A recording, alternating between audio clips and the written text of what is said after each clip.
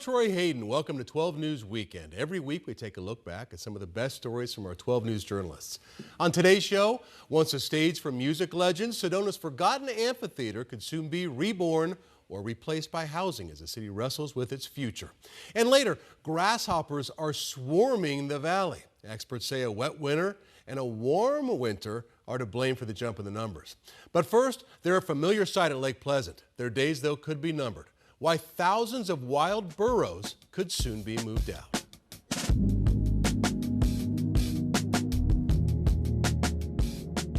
Come cool off in the lake, get on some jet skis and boats. While out enjoying Lake Pleasant, you can expect some of these guys to be wandering around. There's donkeys everywhere. For those who come out here often, they say these wild burros are part of the charm. I feel like donkeys out here is like a core culture of Lake Pleasant. We definitely see them a lot. I mean, they come up to our cars. Now, usually you see them in small groups, but the Bureau of Land Management estimates there's about 2,300 of them. I like seeing them.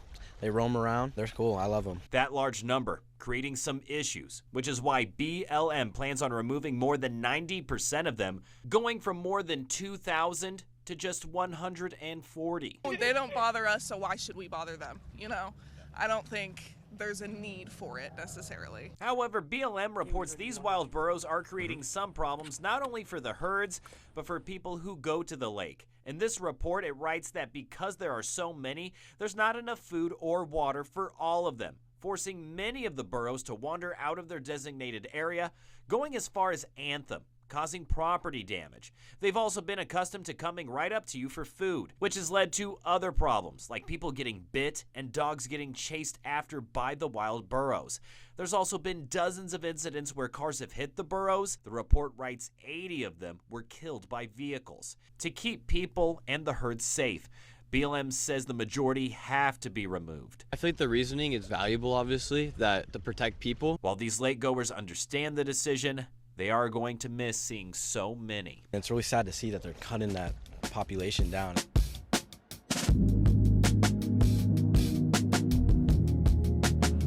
It's hard to imagine this place packed with 5,000 people, but walk through the gates of Sedona's Cultural Park and the bones of something special are still here, a sweeping outdoor amphitheater sitting silent for more than 2 decades. It's a 5,000-seat amphitheater that was built back in the early 2000s. You know, it was probably a gem ahead of its time. Willie Nelson, Tony Bennett, Nora Jones, big names played here when the venue opened in 2000. But by 2003, it was shut down.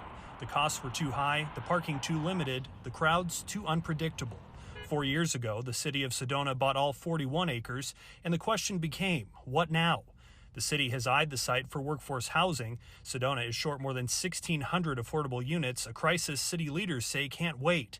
But John Bradshaw, president of Sedona Cultural Park 2.0, says tearing up this amphitheater for apartments would be a mistake. The most important thing is this is an existing amphitheater that's already here for 5,000 people.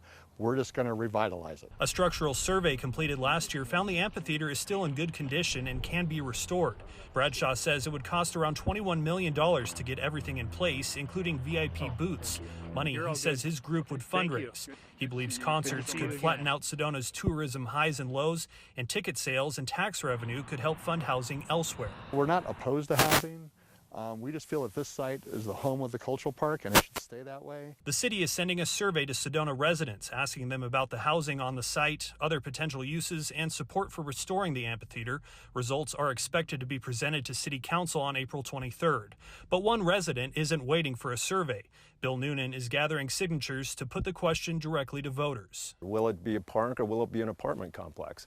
I think it's especially important that the residents vote on this because the cultural park was created by a vote of the residents back in 1995. His group recently blocked the city from turning park land into a parking lot, with 64% of voters on his side. It's difficult to get 64% of people to agree on anything. For Bradshaw, the stakes couldn't be higher. We feel that this is the perfect time to bring this cultural park back. The way that all of the artists are making their money and having their revenues is in live entertainment these days. In Sedona, Kyle Simchuk, 12 News.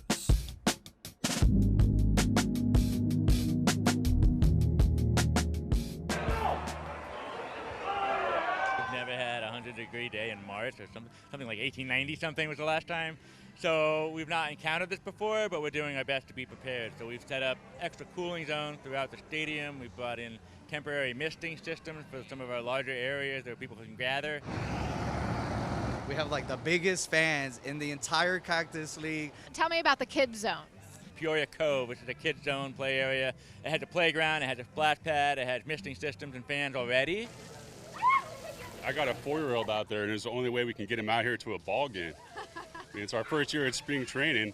I think I've seen more splash pad than baseball. They allow us to bring our waters in at the Mariners Stadium. We have shade. The misters are going on. A lot of drinks going around, food options, and a lot of fun. We're adding more fire medical staff to be on hand in case anyone does have any issues. So we're trying to do everything we can to make it as friendly and safe of an environment as we can for baseball, despite the heat.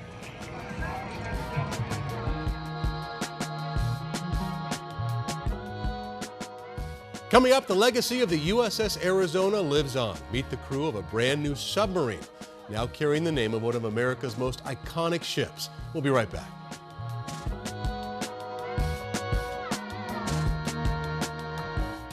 I'm Allison Rodriguez, morning anchor on 12 News and new mom who has lived here for more than a decade.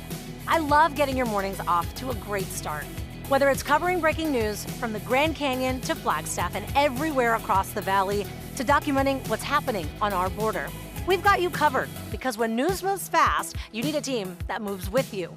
Make the move to the Valley's top streaming newscasts. Weekdays starting at 4:26 a.m. anywhere you watch. And once again, we're the home of the Arizona Diamondbacks. And we are so excited to be back on 12 News for another season. Catch a select number of games right on 12 News. Including opening day live from Los Angeles. And catch the home opener at Chase Field against Detroit. Baseball's just around the corner. And it feels great to be right at home. 12 News is your home for Arizona's home team. The Diamondbacks are back on 12 News.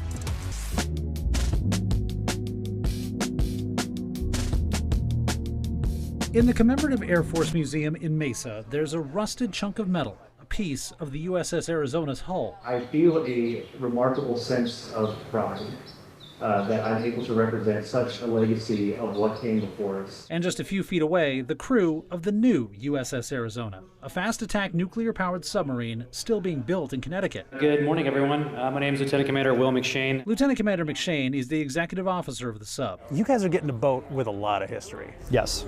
And a lot of support. Yes. What is that like? I've never seen the kind of support that we're getting. I mean, the group here today was phenomenal. Just rolling out the red carpet. It's a daily reminder of that history that we're building. The USS Arizona battleship, hull number BB-39, sank on December 7th, 1941, Pearl Harbor Day.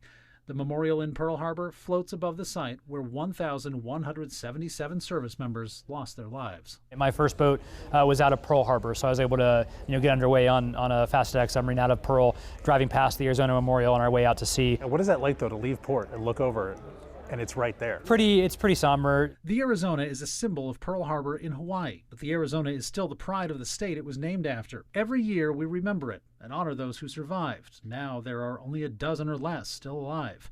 Being named after arguably the most famous ship destroyed at Pearl Harbor is a heavy responsibility to the crew and to the state. They know that's a special legacy, and we try to live up to it every day. The crest of the new Arizona pays tribute to the old, the battleship just underwater, a reminder of what's at stake every time they head out to sea. It kind of puts things in perspective, I guess, of like, you guys are really taking risks every time you go out there. John Paul Jones said one time he never wanted to be associated with a ship that was not fast and didn't go in harm's way. So it's just kind of the bread and butter of the naval service, I guess. Lieutenant Commander McShane may not ever serve aboard the Arizona, in harm's way or otherwise. It takes years to get a new sub built, ready, and seaworthy.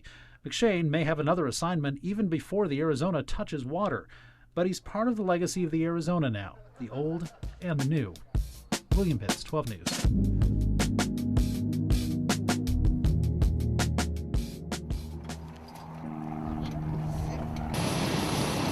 I guess you could just say just absolute freedom.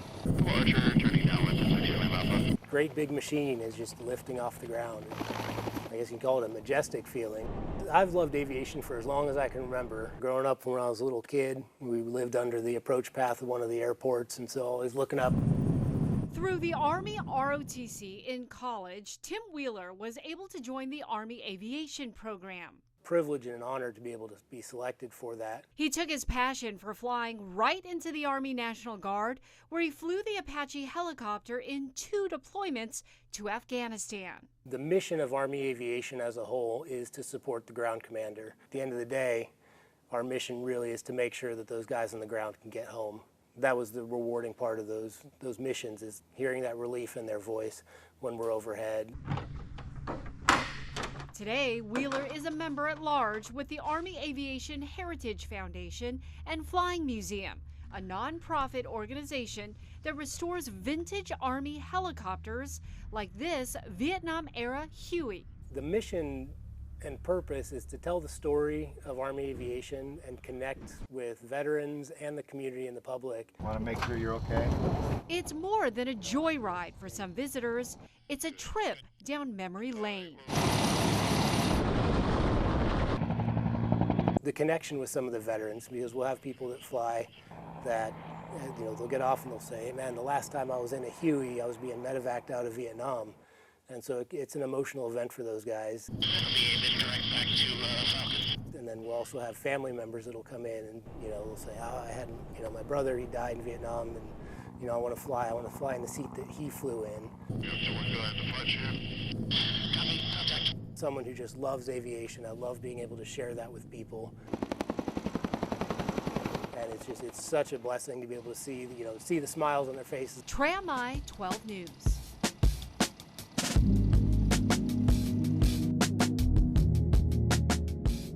The Colorado River is ruled by an agreement between 7 states that all get some of the water, but that agreement expires this year. If there's no new agreement, the feds could make one. And in their list of possible options, Arizona gets hammered hard.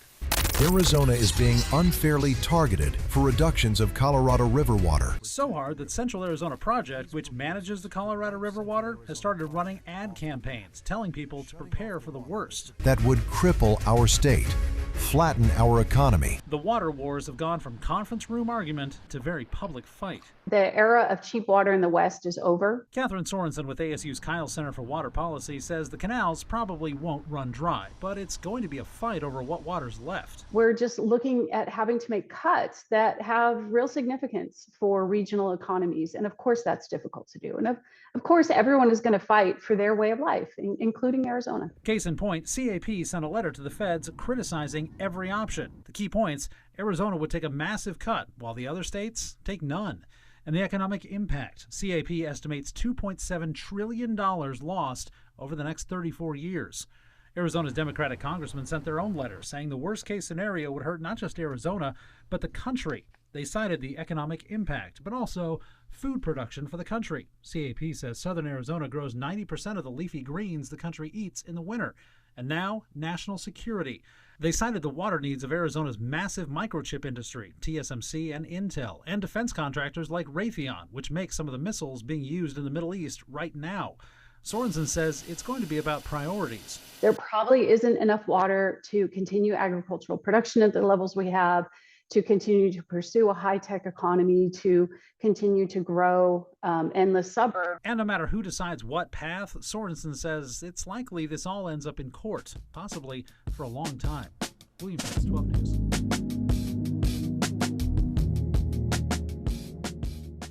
12 News at 10. I'm Mark Curtis. And I'm Kariba Devine. And 12 News Today in AZ. I'm Emma Jade. I'm Allison Rodriguez. One team covering news around the clock. We are getting you going with a fast start to your day. From when it breaks at night, 12 News journalist Maria Stobbs is live to the developments the next morning. Continuing coverage now as we are in day 12. Tracking the incoming weather. We're going to be mostly sunny and how it's impacting you when you wake up. So end your day with 12 News at 10. And start your day with 12 News Today in AZ. 12 News and 12 Plus keep you in the loop by reporting more from the rapidly growing West Valley. We're outside Surprise City Hall. More homes, jobs, and unexpected challenges expanding west. In Peoria, they'll have the resources ready. 12 News, dedicated to the West Valley. Explosive is one word for what's happening. West Valley in the Loop on 12 News and streaming on 12 Plus. Download on Roku, Fire TV, and Apple TV devices.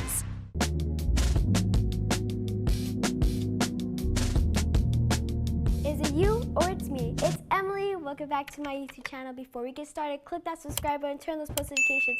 Huge, huge thumbs up. I never thought I was ever gonna be popular.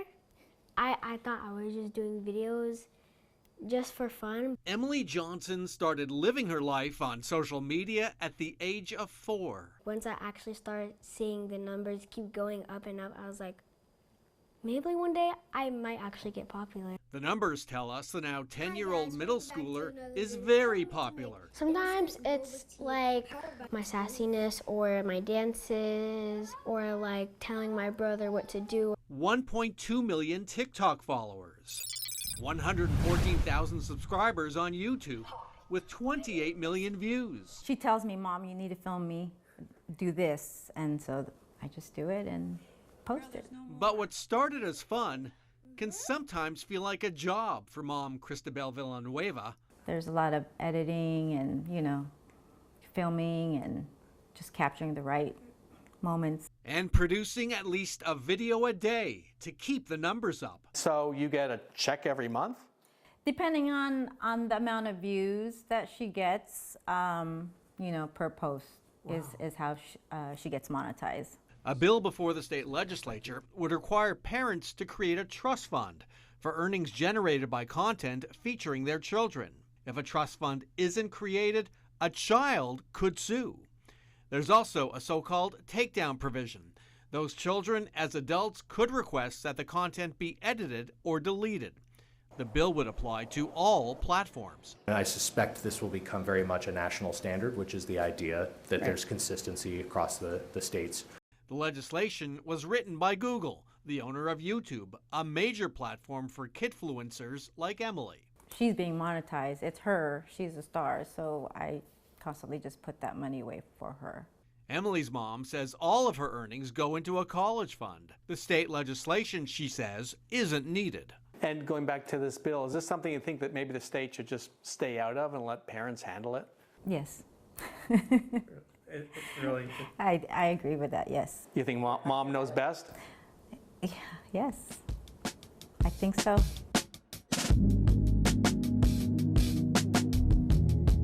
I actually have noticed more grasshoppers. It feels like they're everywhere. I definitely have seen more as I'm walking, seeing them hopping around. And we aren't talking about just a couple. Jumping around our backyard in the parking lot where I work, they're all over the place. Grasshoppers jumping all around the valley, and while they don't usually cause trouble, I think they're pretty awesome. I mean, I don't mind them that much. I mean, they are annoying for sure. They can be pretty pesky. Could be a pest though if they get in the house. They kind of mind their business, but they'll get into your face. I don't necessarily love the feeling of them hitting my legs. So why are we seeing so many more grasshoppers this time of year than we usually do? This is like the perfect time of year for them to thrive and grow those population numbers. Danielle Hinderleiter, an education specialist with Wildlife World Zoo, says since we had a lot of rain in the winter, it led to more grown vegetation. And with these little green guys being herbivores, that's their main food source, and so with that increased food source, we're going to see an increase in that population size. They also thrive in the heat. With our recent string of warmer weather, more eggs are being hatched. But they do play a really vital role in our ecosystem. So not only do they help keep that vegetation kind of controlled throughout our environment so we don't get overgrowth, but they're also going to be a food source for a lot of different animals. Like birds, reptiles, and spiders. When asked when we will see fewer grasshoppers, Hinderleiter says it's going to be a while. They probably will persist through monsoon season, so through the summertime, and then once we do kind of start to see those cooler temperatures at the beginning of fall, we'll start to see a decline in that population.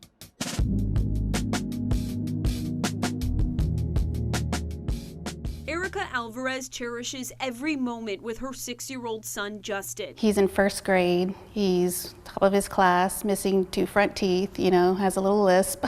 Moments that were almost stolen from her 5 years ago. Every day I think about it. In April 2021, Justin was found face down in a backyard pool at 22 months old. I remember just, jumping into that pool, trying to save him. Doctors told 12 News he survived thanks to Erica immediately starting CPR. I know that every second counts, so making sure compressions are there, making sure, that he's just having that fighting chance. Water safety advocates say CPR can be the difference between life and death. Starting life-saving measures before paramedics arrive significantly increases a drowning victim's chance of survival. Water safety is more than just, making sure there are barriers and understanding what to do in an emergency. It's making sure that your kids understand what to do in an emergency. Georgie Donchez with the American Red Cross encourages all family members, but especially parents,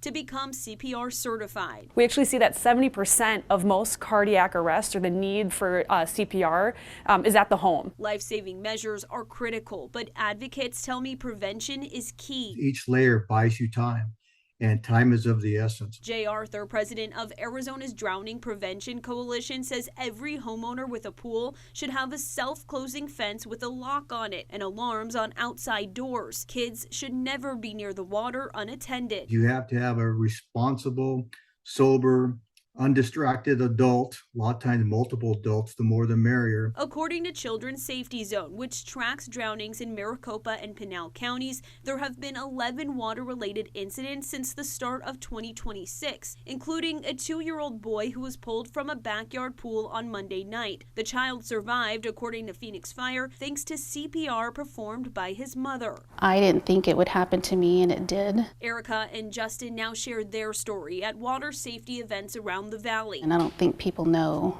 how dangerous it could be.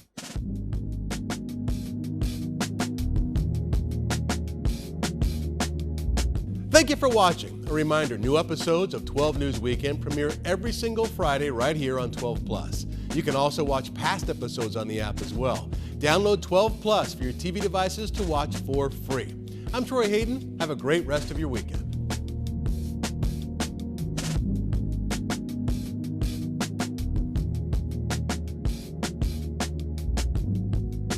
This weather is why we live here. But winter storms impact the whole state. 12 News Weather Impact keeps you safe and ready on Weather Impact Alert days. When roads turn icy, When those snowy trails call, if your flight could be delayed, or when cold, rainy days impact your commute. stay safe on those Weather Impact Alert days. 12 News Weather Impact in every newscast and streaming on 12+.